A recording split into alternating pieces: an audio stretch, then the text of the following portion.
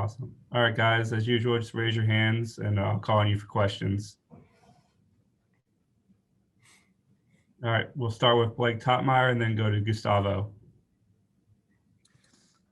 Hey, Velus, you caught that touchdown pass from J.T. Stroud. He played pretty well there in the fourth quarter. What impressed you about the way he handled himself there? Oh, he came in and he did his job. We all on scholarship, and it's our job and our duty, to perform and stuff and put our talents on display. And so he came in and did his job and did a really good job. I'm proud of him. I'm proud of my brother. He delivered like 290-yard drives. So that's amazing. That's also a great look for him. It'd been a while since he played the Kentucky game. What did you see from him, in the weeks that followed during practice from him between that game and now? He's been a focused guy, but he was really extra focused, just on like getting the job done. He was locked in the whole week of practice, making his throws. And, like I said before, the work you put in is the work you get out of, and practice is really important. And the work you put in that practice, that's the results you get out of the game. So from his performance, you can tell that he's been putting in a lot of work during practice. If I can finish up with one final one. For you personally, you kind of had an expanded role, it seemed like, on Saturday. Did you know that was coming? And how do you think, you were able to get that bigger opportunity on Saturday? It's just consistency at practice. You proving to the coaches that you're the guy for the job. You can get it done no matter how many targets. Really just, being patient. Just being patient and sticking, just trusting the process and sticking with it. Any opportunity come my way, I'm just going to make the most out of it. And that's what happened Saturday. I'm blessed. I was blessed to be targeted as many times I was targeted. Gustavo? Fellas, you score your first touchdown as a Vol in Milan Stadium. How special was that to score a touchdown, for your first as a Tennessee Volunteer player in front of the crowd in Milan Stadium? It was honestly a great feeling. The crowd went crazy, and what is like 30% capacity. I'm not even sure how many fans there are, but it seems like it was like a packed house when I scored a touchdown. I can say it was a amazing feeling for me also, because I think last time I scored a touchdown was probably like 2018. So it felt good, like a weight's been lifted off my shoulders and stuff, because I know how hard I prepared during the off seasons back home, and it felt like it all paid off. But it's nothing new to me also. Like, that game's behind me now. I got to get ready and focus on Vanderbilt and see can I score some more. And in terms of the quarterback competition, you got a pass from JT, you saw Harrison play, Jerry Guantano play all season. How do you see this quarterback rotation and competition? I feel like all of our quarterbacks are competitive.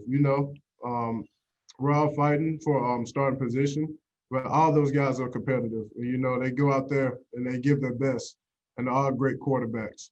And so, yeah, that's how I see that. They all come out there, give their best, they're all putting in work at practice.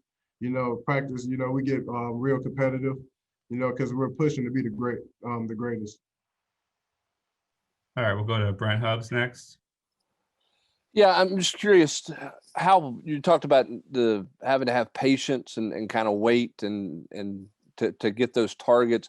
Has this transition to this offense been more difficult than you thought? Has it required more patience than you thought it would, particularly after getting a couple of catches in the South Carolina game? And then my second question is, have you given consideration to returning next year here? What is your thoughts at this point with the NCAA giving an extra year of eligibility to seniors? All right, I'll start off with the first part of your question. Coming into this football season, transferring from the University of Southern California, I would say I had like a disappointing season.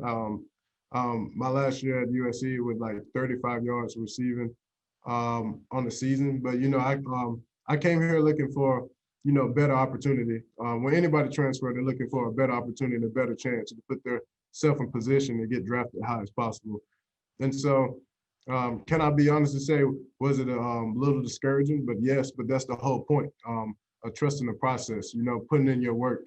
And also, at the end of the day, you have to look yourself in the mirror and like, what are you doing to put yourself in that position? Told myself every day, just control what you can control, and the stuff you can't control, that will take care of itself. And for your second part of your question, no, I haven't been really thinking about leaving or staying. I'm just really focusing on Vanderbilt and finishing off this season strong as possible. And putting myself in position and working my tail off to make sure my team is successful at the end of the day. So I'm really just focusing on my craft and how I can better my team and my performance. We'll go to Patrick Brown. Velus, you caught the touchdown at the end of the game on Saturday. You also had a couple other deep shots where it looked like you were open and Harrison just missed you. Were you relieved to finally get that one in the end zone there at the end? And how much does it kind of fuel you when you see that you had 3 good chances to make big plays and only got one of them? Does that give you motivation to make sure that you guys get that hook up right moving forward? Yes, it's a great feeling just knowing you getting the targets and the opportunity to make plays for your team so you can come out victorious at the end. So yeah, that's a great feeling. Every receiver loves that feeling of getting targets and stuff. And we're just gonna get back in practice and make sure we get them passes and them routes down packed so we can connect on those next time. And so yeah, it's a great feeling to know you're put in position to make something big happen for your team. All right, David Oven. Yeah, Velus, what has the staff kind of told you about this rivalry, especially as somebody who, didn't go, just in your first year here and is from Alabama? What have the coaches kind of told the team and you guys about this rivalry? Oh yeah, so yeah, this is my first season in the SEC, and coach has been saying that Vanderbilt is a very competitive team. This is a great rivalry, and so every week we're going to get each team best fight. But yeah, respect to a lot of those guys. I've been watching them from this past season, just studying, and they bring it every week, no matter who it is. And so we're definitely looking forward for getting their best game. And so, yeah, I just can't wait for this historical rivalry. It's going to be fun, competing against those guys over there. They're a great team, and so it's going to be real fun just competing with them. Blake, did you have another question? No, I didn't. Sorry, my hand was still raised from. No worries. Brent or Gustavo, did you guys have another one?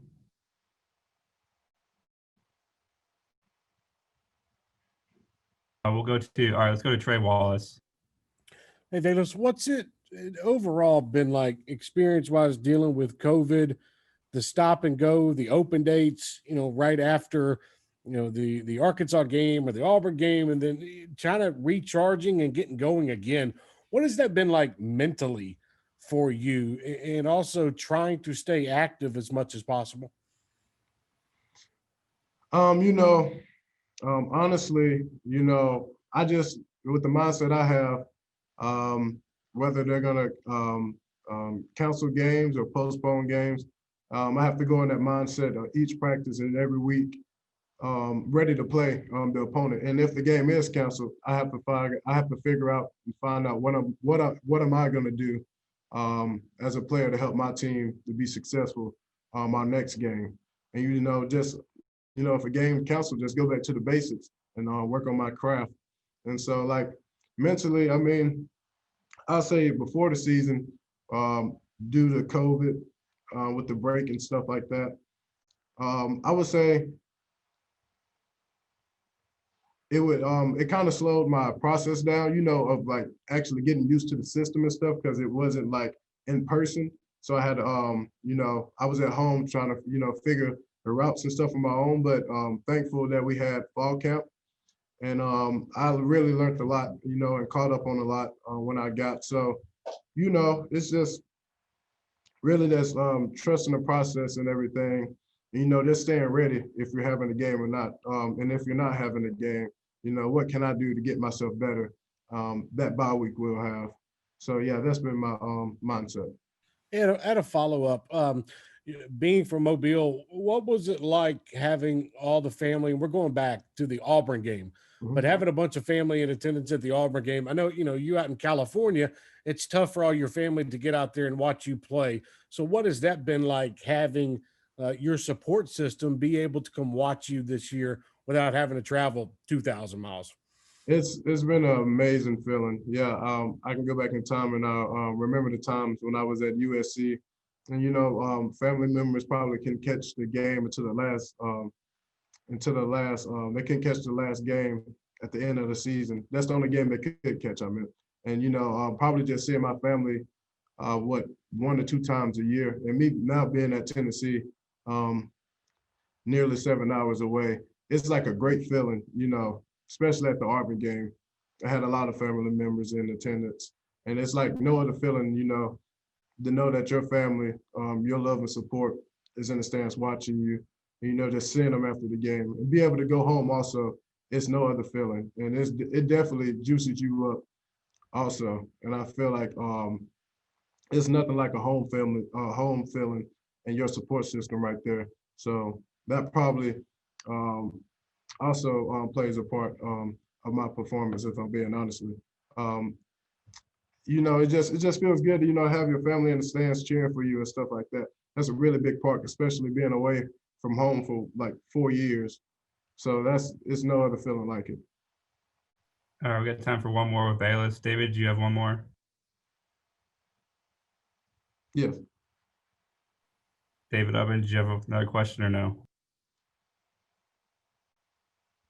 All right, guess not. All right, that'll be it for Velus. Velus, thanks. Appreciate your time.